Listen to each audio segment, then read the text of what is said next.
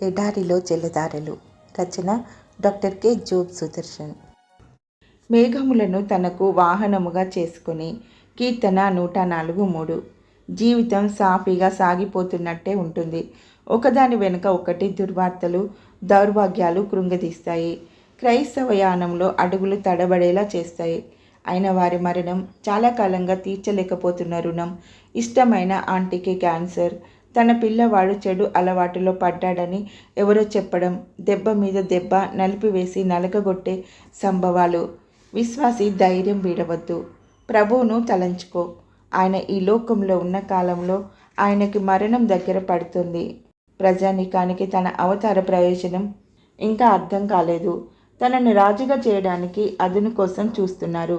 శిష్యులు ఇంకా తమ గురువు స్థాపించనున్న రాజ్యంలో పదవుల కోసం బాధించుకుంటున్నారు.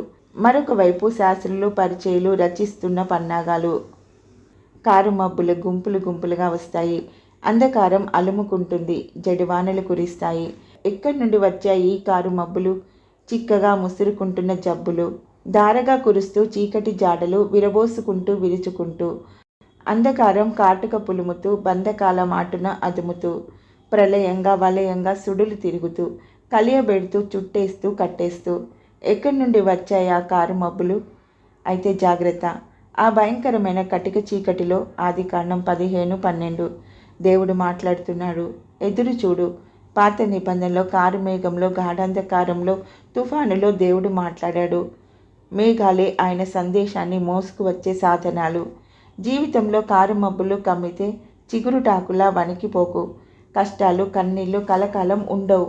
వాటిలో నుండి బయటపడే మార్గం దేవుడు చూపిస్తాడు. అయితే ఆ ఒత్తిడిలో, నల్ల మబ్బుల్లో నుండి ప్రభు స్వరం వినిపిస్తున్నదేమో ధ్యాస పెట్టి ఆలకించు. ఈరోజు మబ్బు పట్టి మసకగా ఉందా? దేవుడు నీతో ఏమన్నా మాట్లాడుతాడేమో కనిపెట్టు.